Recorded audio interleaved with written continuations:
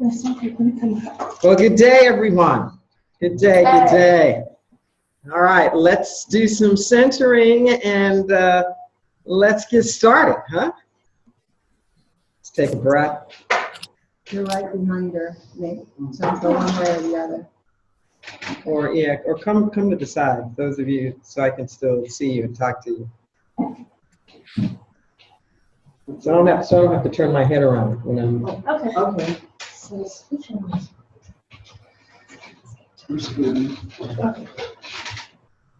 that going to be too far for that? Yeah. That's even. Yeah, we'll get around this better. Is that okay? So let's take a breath.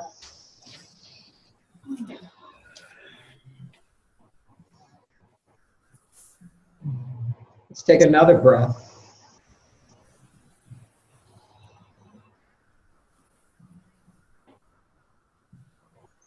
We settle into this moment. This precious, precious moment. With every breath, we open our minds. With every breath, we open our heart.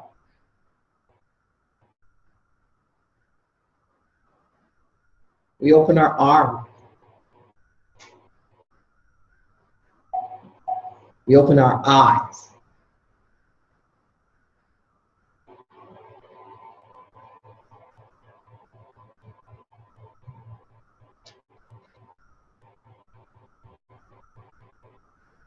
We come here to open up to our divine potential,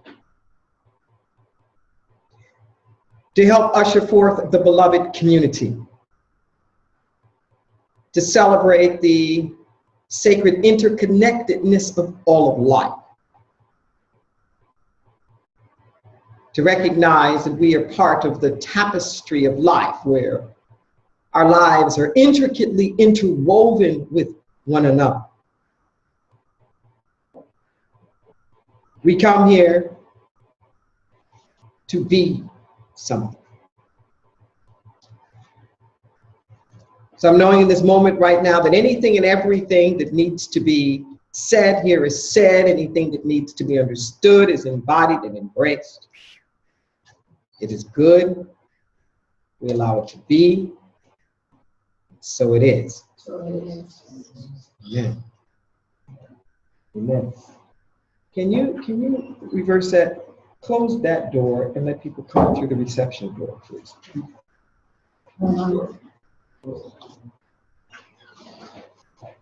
I got Caroline, if you can hear us, you are screen sharing, and I'm removing you to call get back. Well, good day. Good day, good day, good day. So, let's just do a quick introduction here. So those of you who are here in the room with me here in Santa Cruz, can we do a quick... Okay, I'm going to mute everybody, and you just unmute. Well, that is weird.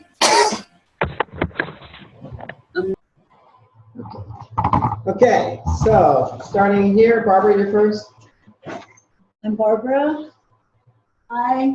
You look at the camera. Oh. Hi. Hi, I'm Margot. Hi, Russell. Hey, Rev D here. I am Nate. Sarah. Chris. Marcus. Kim. Kaylee. Hi, everybody. Okay, everybody's got to speak up because we don't have an external mic here now. But anybody that has one, bring one. We used to have a couple here. And some of you who are on the call here now. I see Elizabeth Strom calling in from Norway. Yes. I see Valerie Hayes from Santa Cruz. Norway. You can get people talking back and forth? Is that Michelle? So, how many, you have other people with you, Michelle? Unmute yourself if you'd like to speak.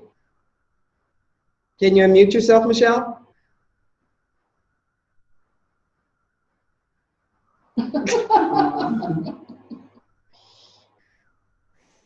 Okay. Should figure it out. So Shanti, we have you there? All right, and who's with you? Can you unmute yourself? This is Karen, my friend and new president of Experience the Game, Experience Technology. Yay! And she's going to be living with us very soon for good. Very good. Good, good, good. Good. Who else do we have here? Is that Marcia? Marcia? Hi, Marcia. Where are you calling in from? Unmute yourself. Hi there. I'm in LA. LA. All right. Who do you have at the top? Akia? Ikea? This is Ikea, living in Oakland, serving in Vallejo. Very good. Glad to have you here. The name is in the middle. Rev? Yeah. I don't know what her name is though. She says Rev IR. Rev IR? Can you unmute yourself? Can you tell us who you are and where you're calling from? I see Ade is on the phone. Yes, I am. This is Ade from Atlanta, Georgia. Okay. All right. 831-461-4304. I was looking at the two this week and last week.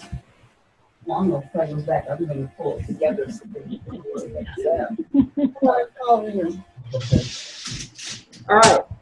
A few more people have joined us here, and we're going to get started. Caroline's here. Hi, Caroline. Carol, I don't know how to use the video, but I'm here by phone. No, there's bunch. Okay. All right. So if you want to speak, then you will unmute yourself. All right. Let's take another breath, huh?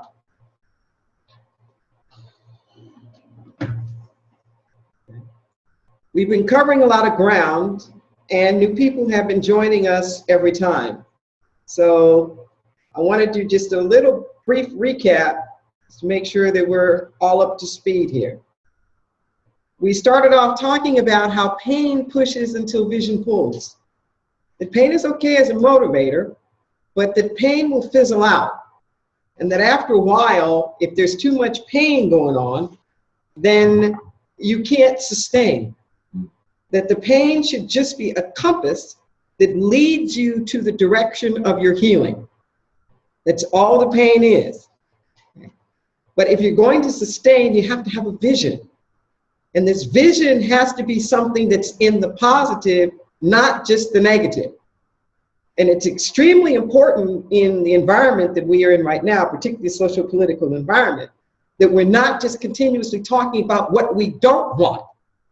We must speak about what we do want. We must put forth a vision that is so compelling that it has its own resonance. Okay? If I were to continuously say, you know, I want to stop drinking. I want to stop drinking. God, I'm so tired of drinking. Drinking has messed up my life. Just want to stop drinking. Just want to stop drinking. Well, that may be true, okay? But that's pain pushing. But when I can start saying, you know what? I want to be sober. I want to be clean. I want to be wholesome. I want to be happy. I want to be functional. I want to be healthy. Can you feel that's a whole different vibration? That vibration sets something else into motion that then attracts its like. It attracts its like. So when you start talking about, I want to be happy, I want to be whole, I want to be healthy, I want to be clean, I want to be sober, then the kinds of resources that will help you to sustain that start to come up. Just saying, I don't want to drink, I don't want to drink, is not going to be enough to really resonate with the resources that you need to help you over the top to sustain the vision of where you want to go. If you stay in the, I don't want to drink, I don't want to drink, chances are you're actually going to be spending more of your time and more of your attention around and with people who drink or who are struggling with drinking, as opposed to surrounding yourself with people who are already living the clean and healthy and wholesome life that you say that you want to live. Does everybody understand that? Yes. Oh, yes. Okay. We talked about the fact that each person has to stand on something. You have to stand on some kind of moral and spiritual authority. Find the ground upon which you stand. If you don't, you will be in doubt. If you don't, you will be in fear. If you don't, you will perceive everybody else's power as greater than you are. I contend that the problem that we have right now is not that so many people are living in fear, but for those of us who say we are progressive, we are living in doubt. We are living in doubt. We have more faith in their power to create havoc than we do in our power to create peace. And if you are not standing on your power, then you're acquiescing to everybody else's. So what is the power upon which you stand? We talked about the fact that each of us has to have our own inner flame that's going.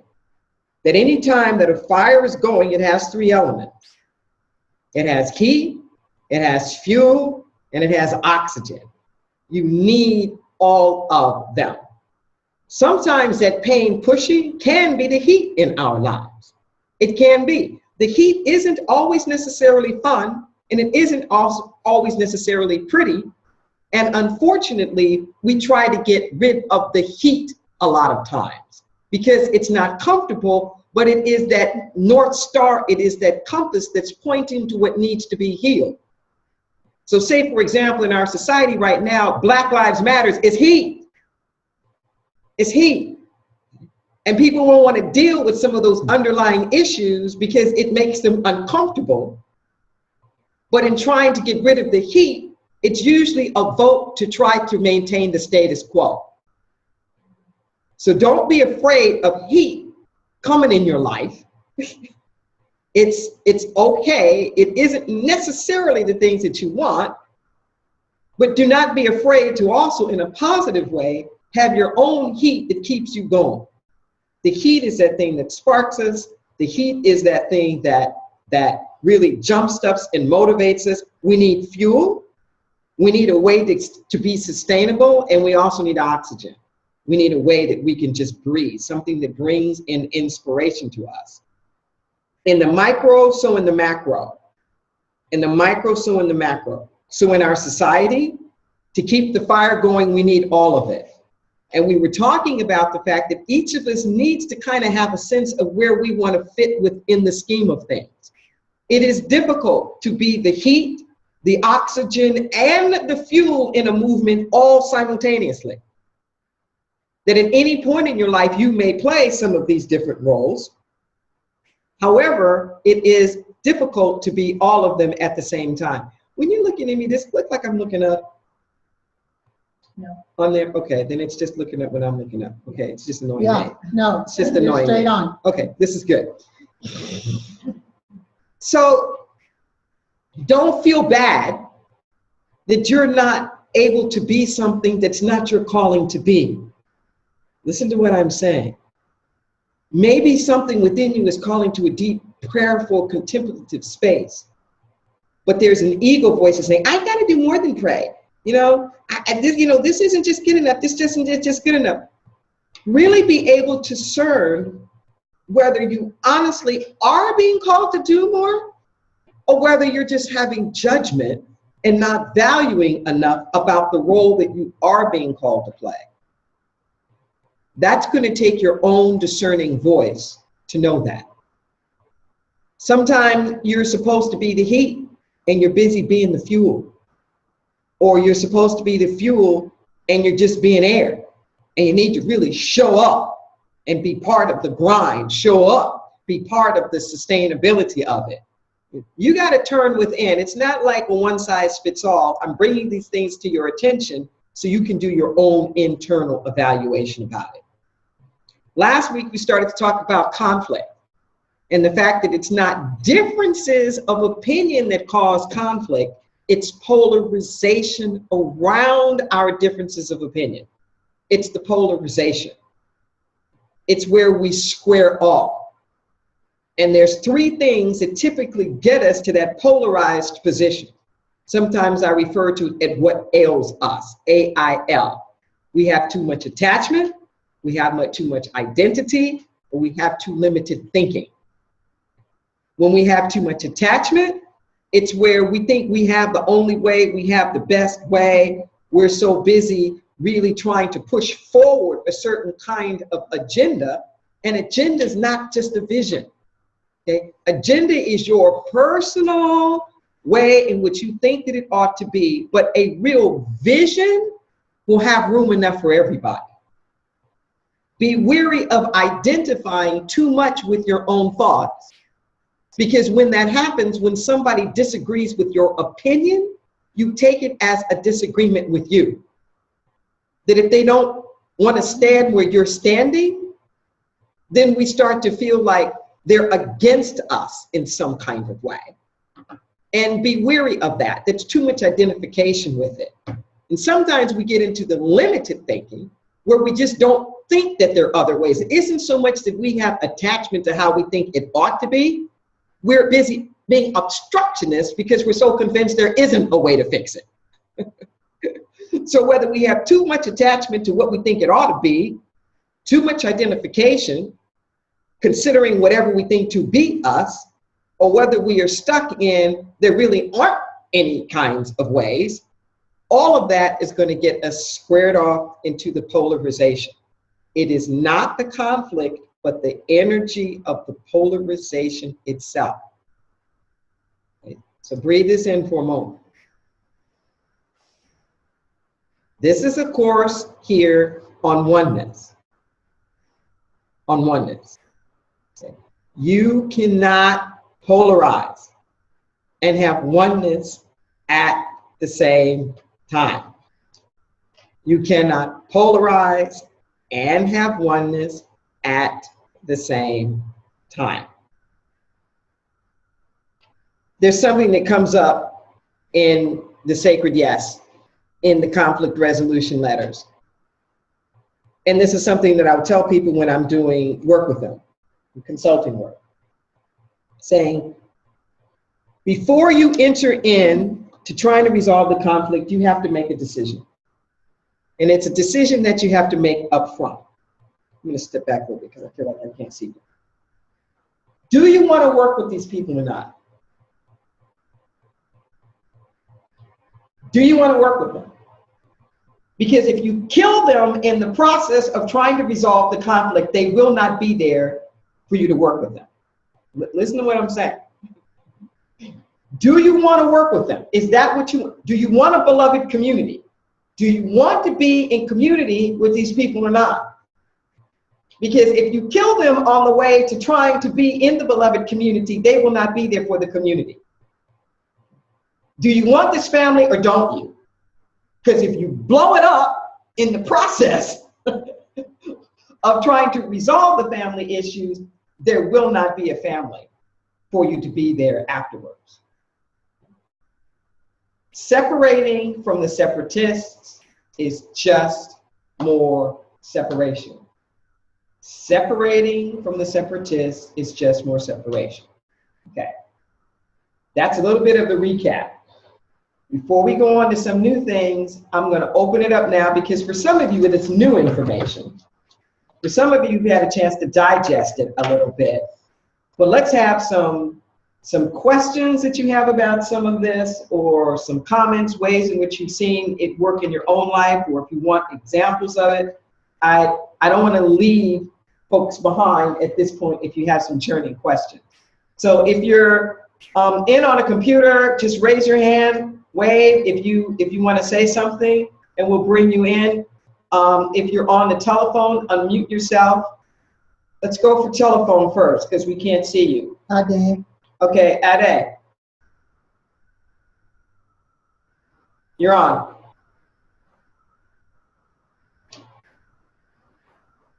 Ade?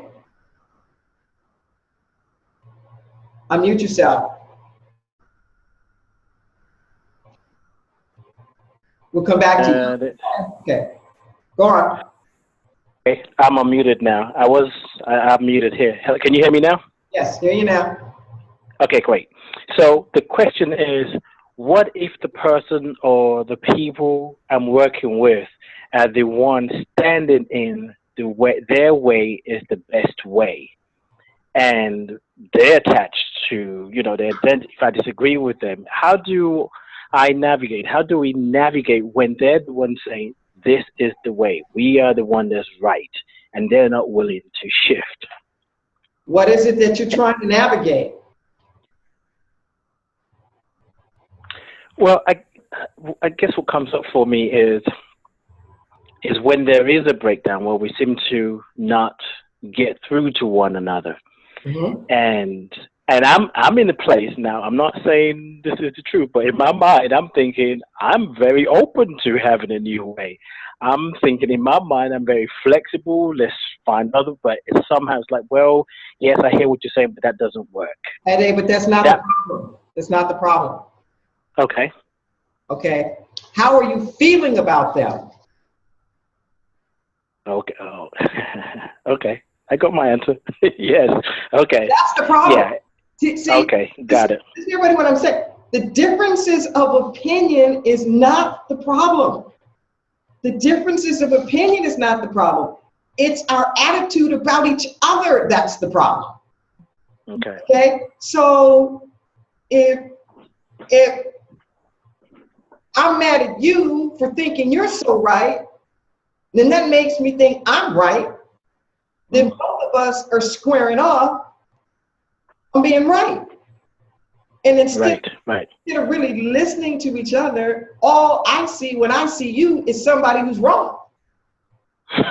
Mm-hmm. And that's what we have to get over first. Are you making sense? That's yes. First, it is this perception, and it's the energy that you have to heal. Elizabeth is asking how. Okay. Come on, Elizabeth. Unmute yourself. So this is the story with my family. Exactly the same. So I try to change them all my life. Uh-huh. Until now, I burned all the bridges, so it doesn't matter anyway. I'm saying, if you get up in the process. Go ahead. No, go ahead. Well, the thing is, how do you do that? Because I was the outsider. I was the one who was different. So I was born into a family where I was wondering my whole life, why am I here? This is not my people. This is not my family. This is not right. This is, So, and I'm the one who went off to study psychology and to explore myself, explore my inner life. So, and then I wanted them to come along with me, but they did not want it to, any of them. Yes. Okay. So how many in this call feel like in your family you thought, I'm the odd one and I'm born into some weird, I'm born into some weird group? Okay, raise your hands. How many people felt that way? Okay. Hello, family.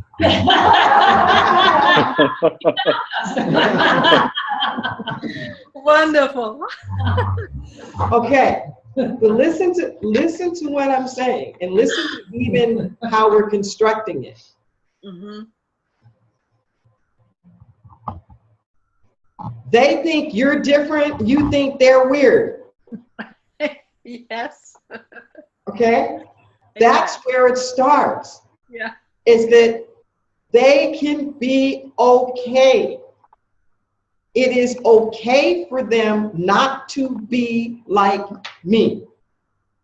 That is legitimate. That where they are is a legitimate place. They do not have to be like me.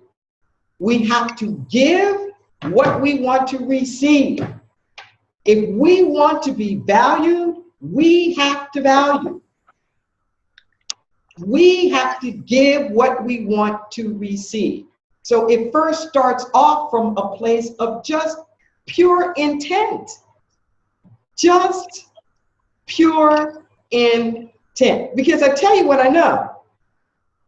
It is the energy of the fighting. I'm going to tell you a conversation that I had with my parents. No, with my father. And you know, God bless him, his birthday was day before yesterday. And I will never forget this conversation, ever. So he was going on and on. It was something about him, my mother. And I was just so frustrated. I really was. And normally I tried to stay out of their life. Really. I figured by the time he died, they were together 65 years. I was only there 18. So, you know, whatever they were doing, you know, it was what they were doing. But he was going on and on and on. And I snapped. We were at the table and I was like, why are you doing this? You two have been married 55 years. She's not going to change. She's not going to change, okay? Why do you keep trying to change her? Why don't you just like get used to it, get. It's like get over it. She's not going to change. And I will never forget this. He said, I'm not trying to change her. Excuse me? He said, no, I'm not trying to change her. He said, I just think it's a moral victory in not being able to be changed. Mm. The what? Mm. Yes. Yeah. I went, I think it's a moral victory in not being able to be changed. And I realized at that point, I had it wrong my whole entire life. I thought they were busy trying to change each other. They were not trying to change each other. They were busy trying not to change themselves. Yeah. Oh, wow. Oh, wow. I was like, whoa, it was the declaration, I'm not changing. Not they were trying to do anything to the other person, but I am not changing.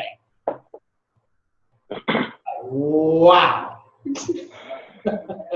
Wow. And unbeknownst to us, underneath it all, there's a bit of my dad in there, and we're trying to do both. Underneath it all, for many of us, there is that part of us that is not only trying to change them, but also trying to prove to them that we will not be changed by them. That if there's any changing that's going to go on around here, it's going to be you, buddy. Because I'm right. And I don't need to change. You're the one that really needs to change. Are you with me? There are at least two sides to every story, and then there's the truth. So if we're going to do this oneness thing, we have to get up off of our holier self-righteousness. We have to get up off the holier self-righteousness, because that's where the battle is. Everybody's busy trying to be self-righteous. So it's the self-righteous against the self-righteous. And the issues aren't even being addressed. We can see this in the political arena. It's like nobody's really talking about real issues. They're just so busy throwing daggers at one another, trying to stand on, I'm right and you're wrong, where the other person being wrong becomes the whole platform, not the issues. Mm-hmm. And we do this in our life. After a while, you know what? I contend most of us don't even know what the issues are. Battles we have been in with our families for years, most of us really do not understand what the other person's issue really is. Because we have gotten so caught up. And will the real bad guy please stand up? And how dare you try to make it me when you know it's you? And we can't even hear what the underlying issues are. Because we are stuck in the polarization. We're stuck. And it becomes a way of living. It becomes a way of being in the world. We do it at home. We do it on our jobs. We do it politically. And this rightness can be about anything. I've got the spiritual path and I've got the way. Whatever. I've got the right eating habits and all you carnivores are going to hell. You know, it's like whatever that is. You hear me say all the time, the problem is supremacy. That's the problem. The problem is supremacy. It's this tendency to want to think of ourselves as better than and higher than.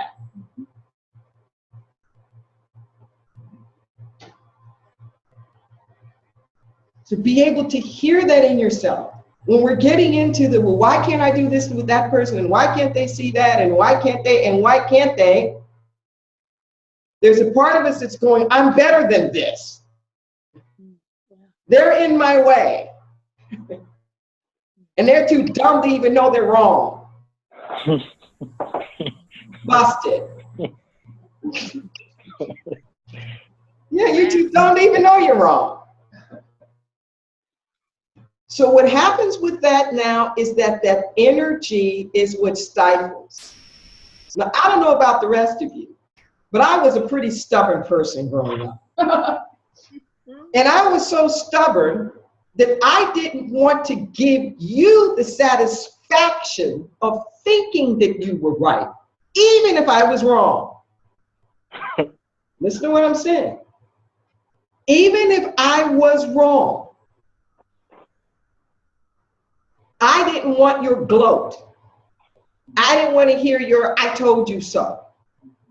I didn't want to have to live in the smugness of your rightness. So rather than me even admit that I might have been wrong at that particular time in my life, I'd rather do that polarization dance. Are you with me? When we stop being so righteous, it gives other people the chance to move. We think they're stuck. It isn't necessarily they're stuck. They're in resistance to us. It may not be even so much that they actually believe what they say they believe. But they don't want to come up against our holiness. Are you with me? And when we stop being so doggone holy, so much better than everybody else, we create the space for people to say, you know what? I'm not so sure about this. Or this isn't working for me. Or you know what happened? And I know you know what I'm talking about. Because when you get to the point when you're really willing to make amends, yes? Mm-hmm. When you finally get to that point, when you're willing to make amends, and you're really willing to do some good forgiveness work, when you are accepting some sense of responsibility for the breakdowns, or why it is being the way that it is, and you start to move and shift, do you not then create the space for everybody to move and shift? Mm-hmm. It may not happen instantly, okay? But it does start to move when you move. Yep. But most of us are sitting here trying to figure out how to get everybody else to move because they're wrong. No, the thing that we first have to move is our sense of being so right. Then that opens up the space. I don't care whether it's your spouse, your kids, the political arena. When you're willing to move and to really listen and not make the other people automatically wrong, you start doing the bridge building. Yes? Mm-hmm. Questions? Comments about this? Yes, Kaylee. I'd like to make a comment. I just got back from a reunion with old friends in Chicago. And I'm the only, even back then, 45 years ago, I was more progressive, and I'm the only one who moved to California. They all stayed in Chicago. And I was a little bit apprehensive, and I wanted to say how much this class helped me so far. This is a group of people who knew me when I was drinking, and they're the only people I know who knew me when I was drinking, and they loved me through it all. And they love me deeply, and I love them deeply. And we're very different when we talk about serious matters. And so, thanks to this class, I listened almost for the first time in my life without condemning. And then every once in a while I would slip in, but I see blessings everywhere. In my world, there's good everywhere. And there were times I'm the one who was polarizing and wanted to be off on my own. Then I thought, no, that's not what I'm here for. And I'll tell you, Reverend Deborah had this topic for a sermon a couple of months ago that I thought of about 15 times, and it saved my rear end. And it's love goes the distance. Because when I didn't want to be there, I thought, but I love these people. And so, Rev, what you're saying about not wanting to blow up this family, it's the last thing I would ever want to do is blow up this family. And I am different than they are, but it was much easier to see there's a world where we can still be a beloved community, even though I'm kind of the odd. Each one of them is the odd duck in their own way. Mm-hmm. So even so far, this class has helped me immeasurably. Yeah, that's it. Mm-hmm. Leah, take the camera off now. Anybody else questions or comments about what I'm saying here? Yes, I need a little, well, I don't know if it's clarity or maybe distinctions. Because I do see things from your example. I know there are times I think, divine order is always in order.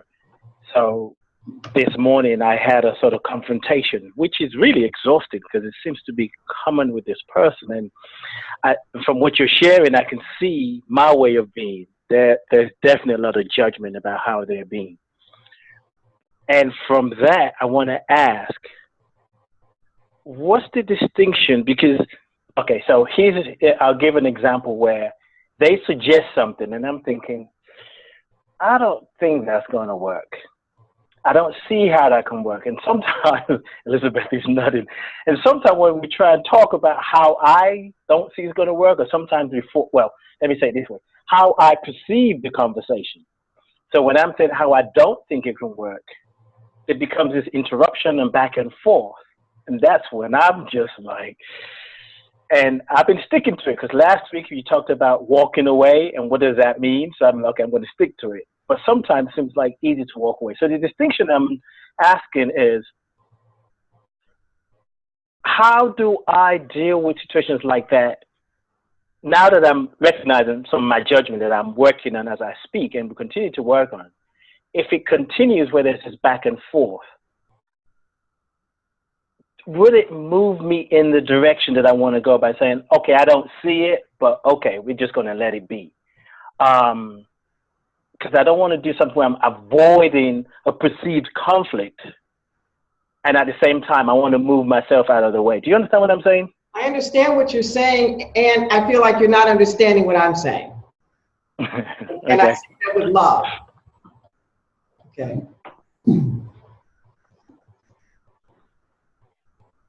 You have to shift your position to be able to see it differently.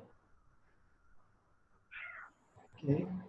As long as you're in the polarization, you cannot come to the meeting of the minds. Okay. Okay. Listen to what I'm saying, okay? Okay. It's like trying to solve a problem with the same consciousness that created it. Right. That it is a tweak, it is a kaleidoscopic twist that you have to make. And you know in your body when you are getting riled. You can feel it in your body when you're getting pissed off. Yes. And what's happening for you in that moment is that you're not feeling validated. Right, right, right. You're feeling invalidated and you are feeling dismissed. You are taking it personally. Okay. Okay. Yeah. In this moment, and then in that moment, it really doesn't make that much difference what the other people are saying. What you want more than anything is their validation that you're not wrong. Right. Yeah. Yeah. That's what you want more than anything. So what do you do? Okay. It's on you. Okay. What I'm saying is that that's your own work. Okay, so turn the camera on you. Okay, so you think about your own life.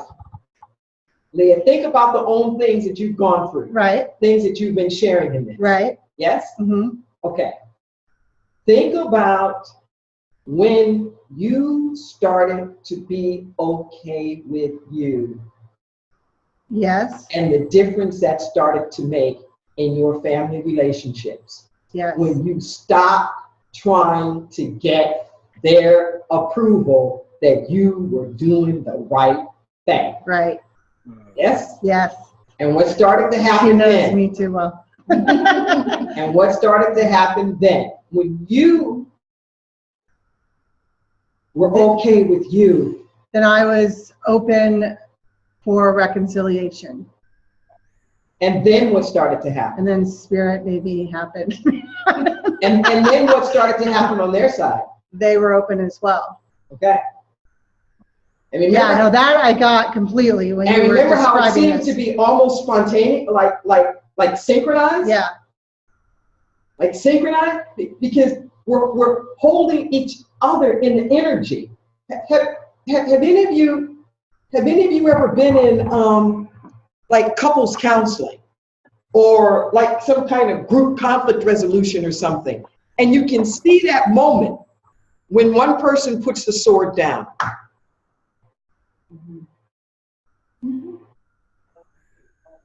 And then it's like, okay, you'll put your sword down, like I'll put my sword down. So but as long as we're going, put your sword down, put your sword down, put it down, or the United States, we're the only ones allowed to have a sword, put your sword down. The only one that drop a damn atomic bomb. We don't want anybody else to have nuclear weapons, please. So I was asking, like, how do you do it in the sense of, as related to what Ade was saying, like when you're having this conversation with someone, these are your beliefs, these are their beliefs, and you're... But it's not about how do you make that immediate like twist or shift at that moment? No, but what I'm saying is that get off of it being the beliefs. When you start to... I don't know if that was the right word. No, let me give you an example of what I mean. No, let me give you an example of what I mean. I call it taking out the trash. Okay. Now, you can have these couples that are busy having all this argument about taking out the trash. whose time it is, who did it, whose real responsibility it is, blah, blah, blah, blah, blah. It ain't about the trash. Underneath it all, it's not about the trash. It's about equity. It's about power. It's about responsibility. It's about mutual commitment. It's about all honoring commit. It's about all, but it is not about the trash. Right. Okay? Okay. Don't hold the trash hostage for all your deep internal personal work. Don't hold the trash hostage because it's not about the trash. Okay? And I say this around here at Inner Light all the time. Sure, we're going to have all kinds of things, but let's not hold Inner Light hostage because we're working out all of our stuff with each other. And as long as we keep making it about the trash, we're going to miss it. This is when you go, okay, this stuff, I got to do my work. This is when you stop hammering at it, stop hammering at it, stop hammering at it. And you go back and you start to become okay with you. It doesn't mean that how can I put it? I got it. There's a chance that the answer is E, none of the above. It may not be what you thought was so right, or even what they thought was so right, but you'll never know. The right answer, two sides to every story, and then there's a truth. The truth will never emerge if you are still stuck in your side. It's the fight you've got to let go of. You cannot hear it if you're in the fight. See, this is when you need, this is when you need the vision. See, the vision of us working together, the vision of some kind of way that our projects are collegial and collaborative.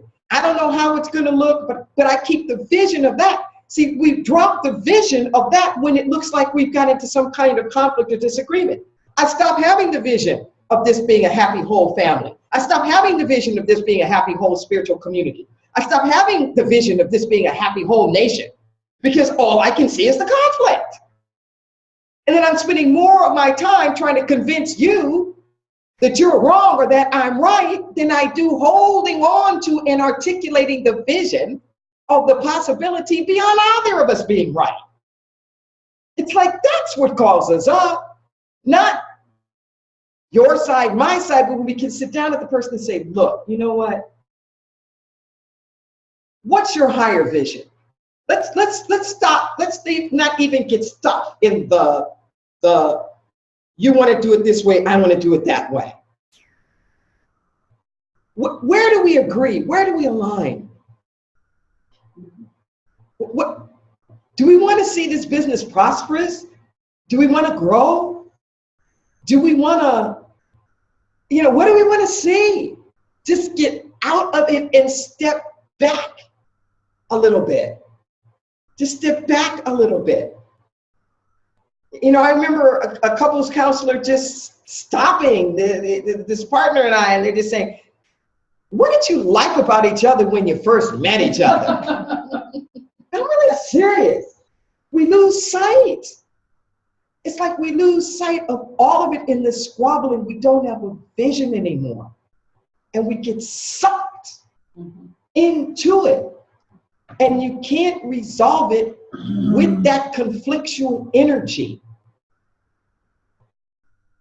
So when I can come and really hear the differences without having so much attachment to my own. Because if I'm that attached to my own, I'm part of the problem. Because whatever spirit has is a little different than either one of us. I'm part of the problem. This is a shift to oneness. I got it. Say it, whatever you got. I got it. Okay. I don't know if I can say it. Okay, so I got it. What you said to me about when I started feeling good about myself, and back to the way you started, when my vision is so compelling. If I'm feeling good about myself, then I'm not looking for any external validation or to try to prove it to somebody. Right. I just stand in my power of what I believe, and I don't have to have an argument. Yes. Upon what authority do you stand? Yeah. Got it. Landed. Yes. Thanks. Yes. Yes, yes, yes, yes, yes, yes.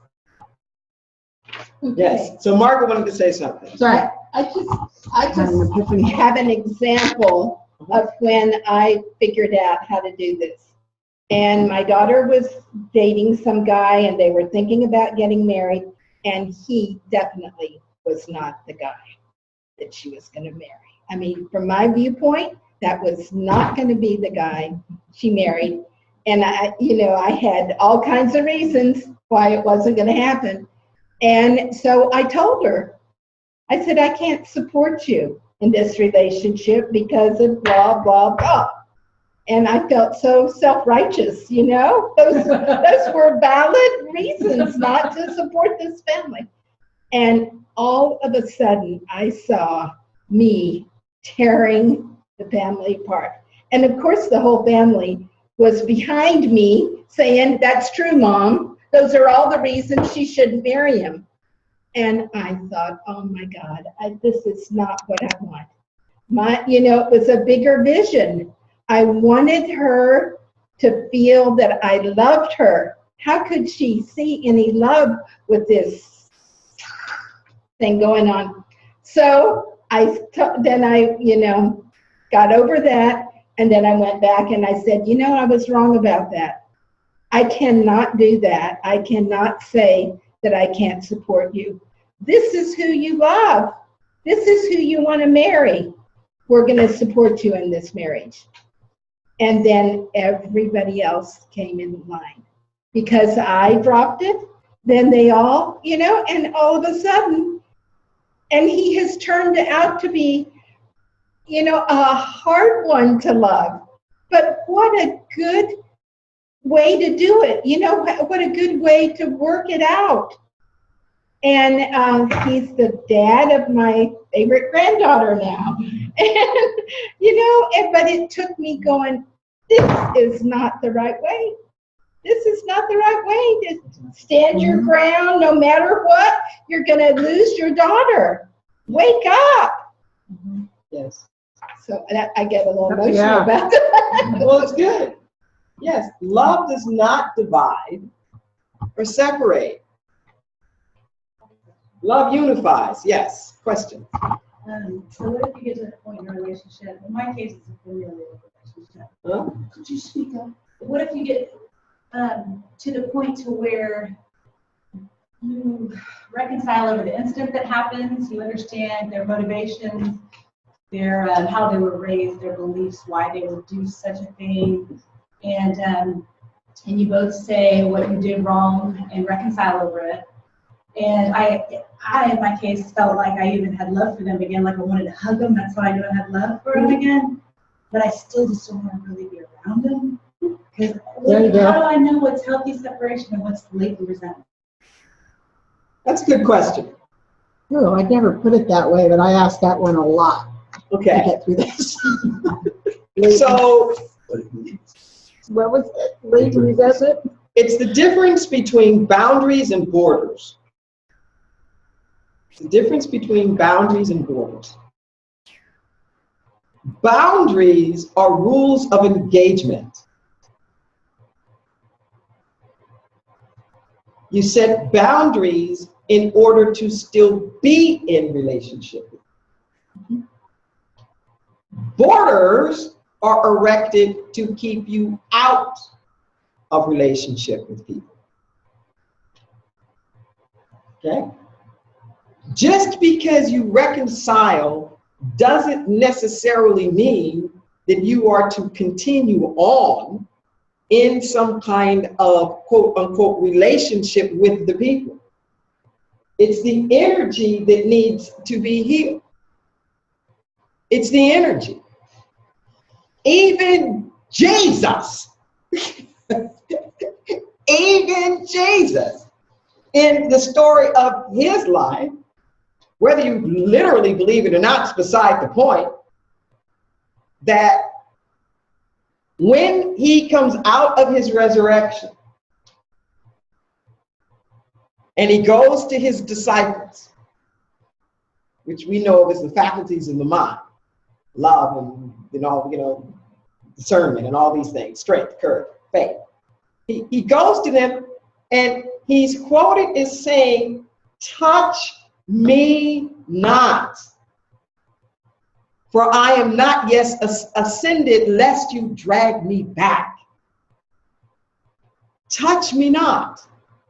This touch is not to lay your hands on, it is to exert an influence over something. Like when we say that was very touching, I was very touched by that. It's in the present imperative, which means it is a command to do something on a continuous and repeated basis in Greek. And because it's negative, it means it was already taking place. So it's don't touch me now, don't touch me in the future, and stop touching me. Don't influence me now, don't influence me in the future, and stop influencing me, because I am not yet ascended. I'm in this like in-between place here. And if I get in with you and your vibration is going to drag me back. Okay? See ya. I got to go. I got to go. And it's okay. But I don't think he had malice in his heart. Do you know what I mean? I don't think he had hatred in his heart. I don't think he was just trying to, get rid of them. He was on a journey. And his space needed to be consecrated. And that's okay. That's okay. Sometimes we come to those moments when it's a touch me not. Jesus told the disciples, look, if you go into the city and they do not receive you, don't argue, don't fight, dust your feet and flee. Get the hell up out of there. Don't try to push yourself on people. Go. Just go. There is a divine right relationship between all people. Listen to what I'm saying. There is a divine right relationship between all people. And sometimes relationships need a timeout. They just need a timeout. They need to quit hammering at it so you can allow it to shift and change. I think it was the last session I was talking about how a bridge doesn't start from one side to the other.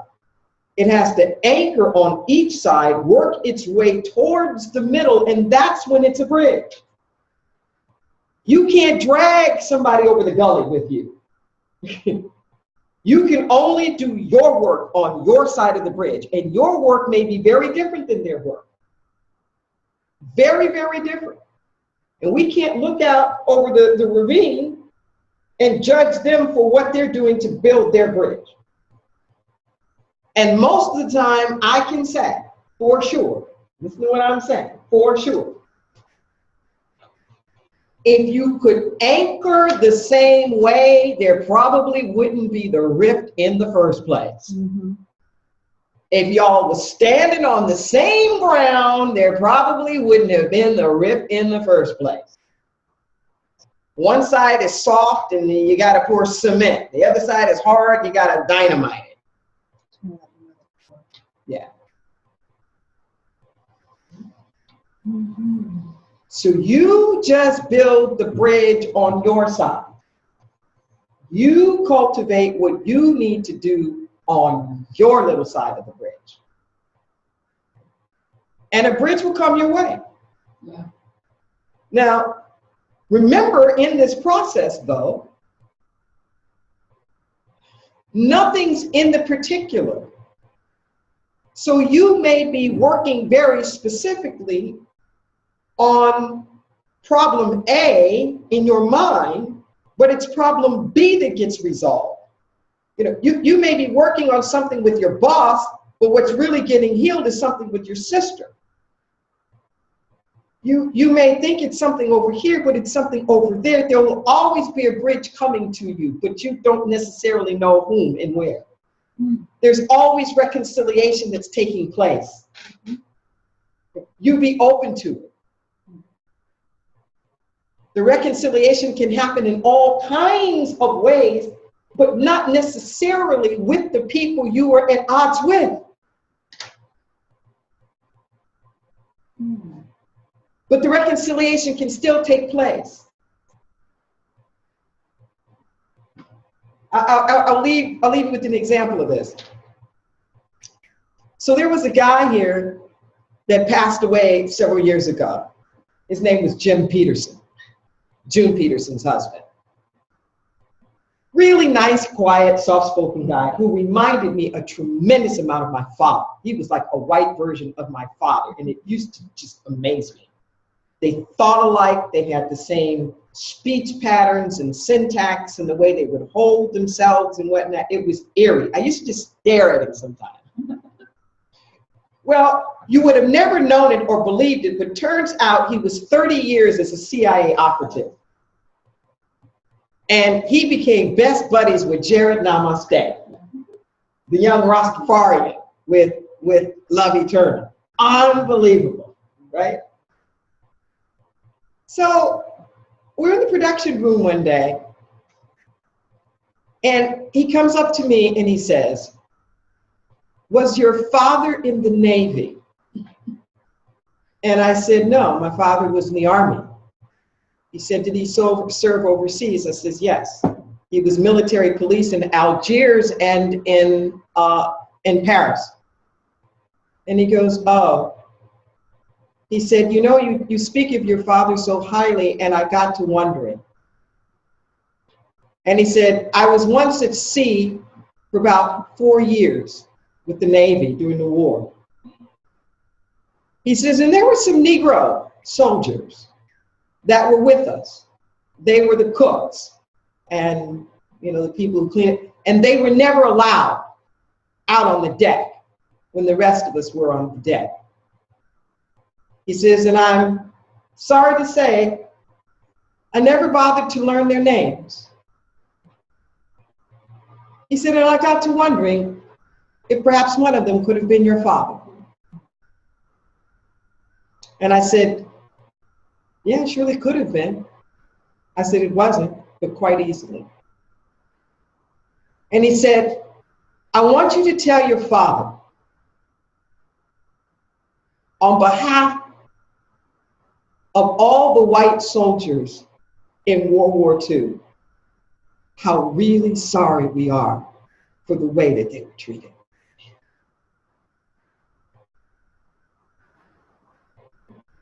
The war had been over almost 60 years when he said that.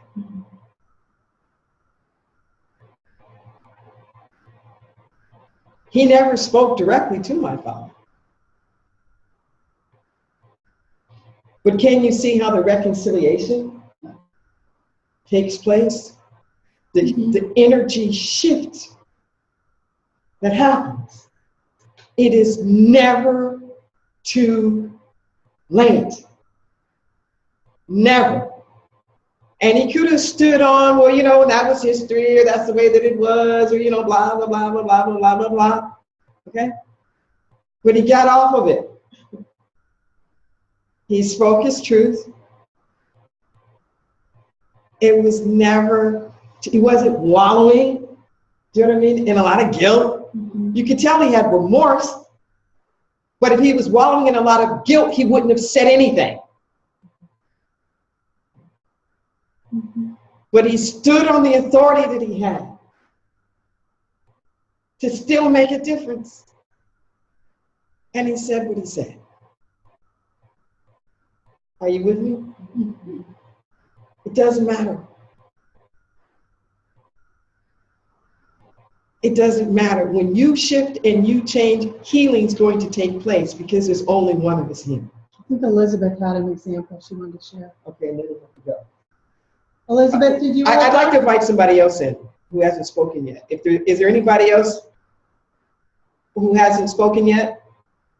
On the phone or on the video?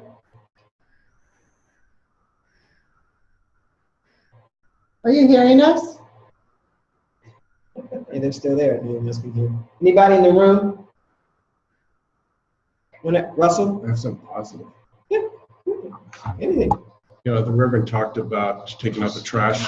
The Reverend talked about taking out the trash in my family, my wife that's leaving the toilet seat up.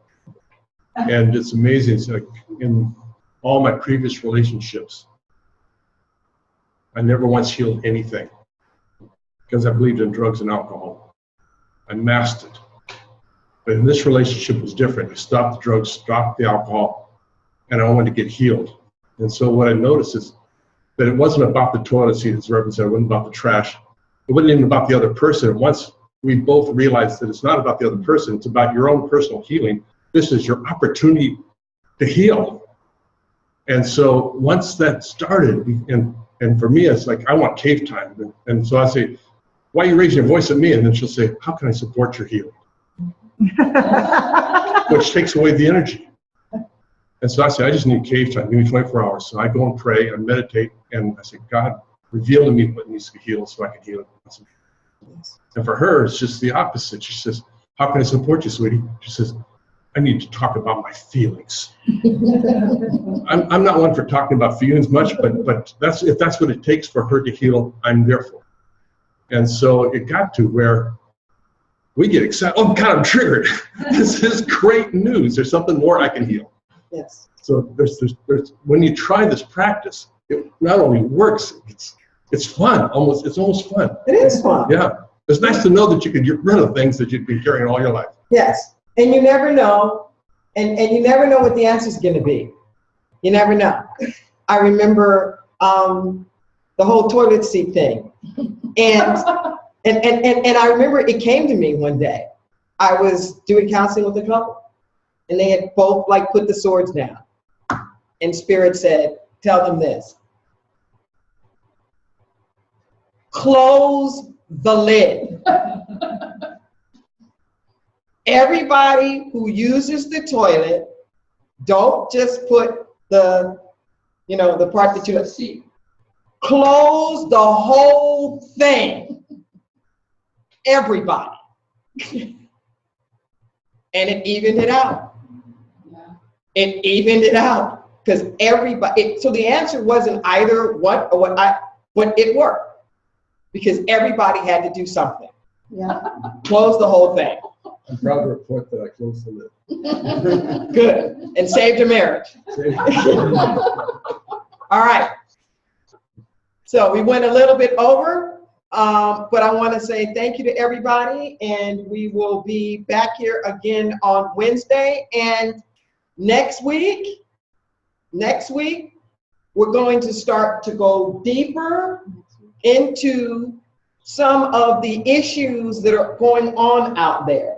We're going to start to go deeper into the isms, and we are going to talk about race. Oh, yeah. Bree. Monday and Wednesday next week? Monday, we're going to start. It is not going to end on Wednesday. We're going to start. So here's what's happening now, because this is what I've been told to do, is to keep this forum like this open, to keep doing this actually through the election. There will be some extra sessions that I will have where it can be more interactive and we can go deep and process and all the rest of that. But to keep this 1 hour on Monday and Wednesday going, at least through the election, okay? So tell people they can drop in. We're making sure that the archives are available to anybody who wants to have them easily, all right? And we could do a love donation on the web. Oh yeah. And I told Leah, in order to really make this possible for me to do, that I'm going to start asking for love offerings. And is there some, they can go to, we'll figure it out. We'll send you some links. There's the website. Yeah, well, I mean, we'll figure it out. We haven't figured it out yet. Yeah, we'll figure it out. But So you know people where to can find do us. something through my PayPal, or like do something here. We'll just have like an open basket or whatnot that is here, and you know, do it like that. Okay? So until next time, peace and blessings. Love you. There you go, Skadai. Thank you. Bye-bye. Bye, everybody. This is great, Reggie. Thank you. We're doing it. Did you take attendance of the people in there? Oh, and Dave should be taken. Chris was there. Yes, Chris was. Sarah Moore. Oh, Sarah. Russell. Okay, I can't figure Do out you how to think end you'd be this a producer meeting. on the internet? No. Okay, and then you'll do a list, and then you'll do a list of those people. Okay, let's stand. Okay, I got it.